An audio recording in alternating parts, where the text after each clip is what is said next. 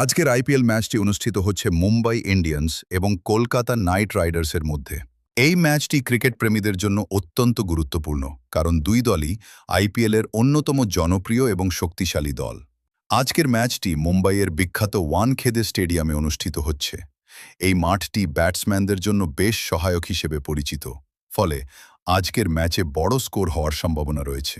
সন্ধ্যা 7:30 থেকে ম্যাচটি শুরু হওয়ার কথা, আর শুরু থেকেই উত্তেজনার পারদ চড়ে যাবে বলে আশা করা হচ্ছে।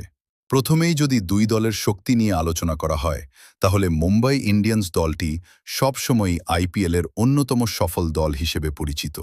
তাদের দলে রয়েছে অভিজ্ঞ এবং ম্যাচ জেতানোর মতো খেলোয়াড়। ওপেনিং থেকে শুরু করে মিডল অর্ডার এবং বোলিং লাইন আপ, সব দিক থেকেই তারা বেশ ভারসাম্যপূর্ণ দল। বিশেষ করে তাদের ব্যাটিং লাইন আপ খুবই শক্তিশালী, যারা যে কোনো বড় লক্ষ্য তাড়া করতে সক্ষম।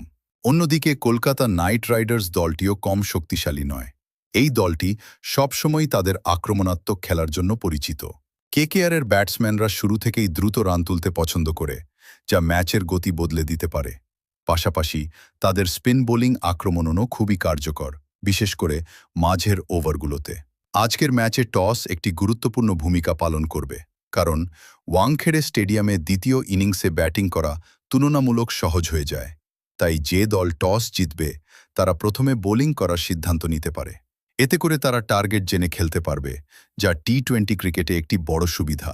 খেলার কৌশলগত দিক থেকেও আজকের ম্যাচটি বেশ আকর্ষণীয় হতে চলেছে। মুম্বাই ইন্ডিয়ান্স দলটি সাধারণত তাদের অভিজ্ঞ খেলোয়াড়দের উপর নির্ভর করে ম্যাচ নিয়ন্ত্রণে রাখে।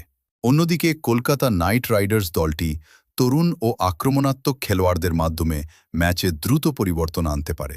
ফিল্ডিংও আজকের ম্যাচে একটি বড় ফ্যাক্টর হতে পারে। ছোট ছোট ভুল বা মিসফিল্ড ম্যাচের ফলাফল বদলে দিতে পারে।